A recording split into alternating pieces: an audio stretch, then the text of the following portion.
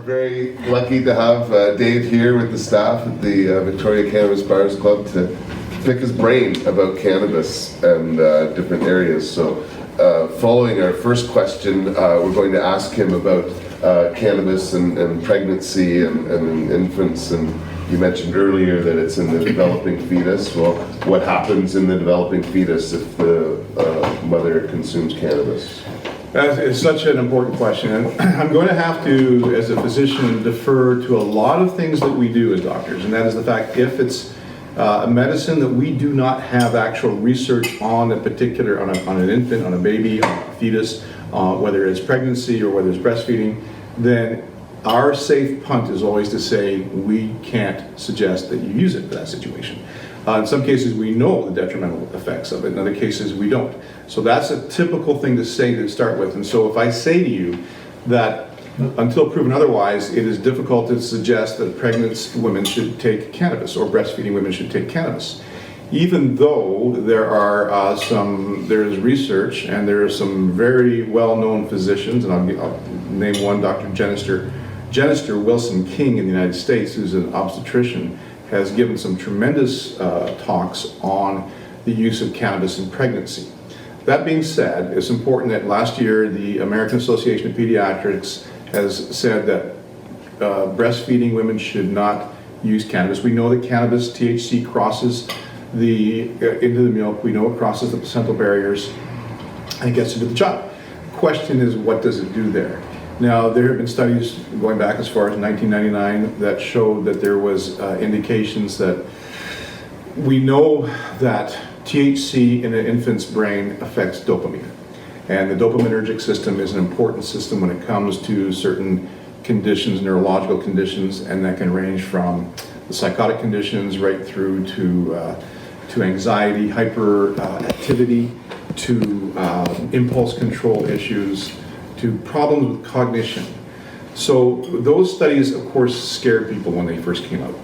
Some studies in youth have been debunked, such as the New Zealand study, because it wasn't a very fair study, but others have still been a shot across the bow that it is, like we would say, for any medication that we're not sure of, it is best not to take it for when you're pregnant or breastfeeding. Now, is this indictment of THC in pregnancy? Obviously, when you're treating a patient with THC, you're treating the mother and not the fetus. The mother's usually got nausea, anorexia, other associations which you're trying to alleviate, which is why you treat it. But given the history of, if you remember, thalidomide, which they used to use, and that was a huge mistake. People don't want to make that mistake now. And so they err on the side of safety. It's simply put, they err on the side of safety. So can I sit here in full consciousness and say, yeah, you should no problem taking it in pregnancy and breastfeeding? Of course not. That would be irresponsible of me. Now, what's interesting is that THC of late has been known to cause this dopamine change in the brains of fetuses. They have now determined a drug called pregnenolone that they can give to the baby to offset the damage that THC may have done. So they are now developing a drug that is meant to do that and potentially remove some of the issues that THC has with a developing brain. Remember, the brain begins to develop the endocannabinoid system at 19 weeks in utero. That being said, the 1999 study had to deal with the first trimester issues that had to happen that resulted in problems down the road in adolescence with reading, with mathematics, with different calculations, with cognition. Again, skeptical, some of it, and yet to be worked out. But because it's yet to be worked out, we do again say that we want to make sure that we don't expose unnecessarily people to the same story that has been in the past dangerous. So again, it is, that being said, of course, there is no proof of any increase in stillbirth, by the way. That's been shown not to be the case. There has been discussion of preterm labor, discussion on fetal size and things, but those are very, very poor studies, and I would again refer to Dr. Jenister Wilson King if you wanted to really hear from a specialist in this field as to how those studies in fact can be erroneous. Is there any evidence that smoking THC or using cannabis increases breast milk production? And I have to say, I don't know the answer to that question, so you stumped the doctor. Congratulations. Thank you.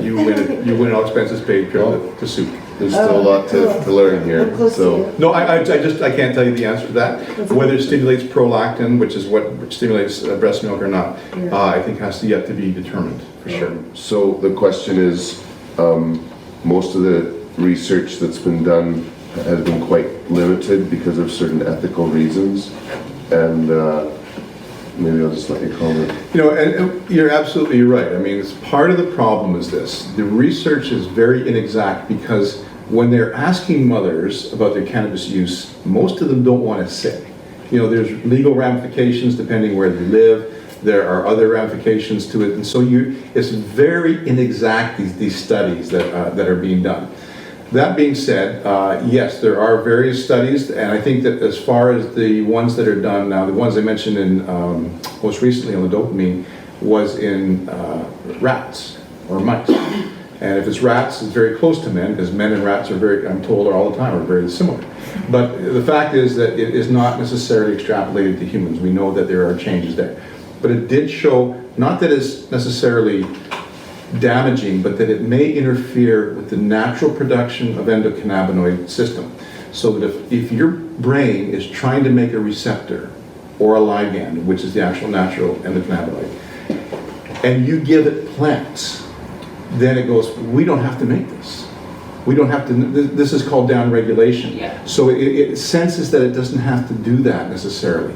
And that is where the concern lies, is that if the human brain perceives the exogenous cannabinoid as a reason not to have to develop the endocannabinoid system properly, then you have affected the natural development of the ECS system in that baby. So thank you very much, Dave, for coming and answering our questions here. Yes.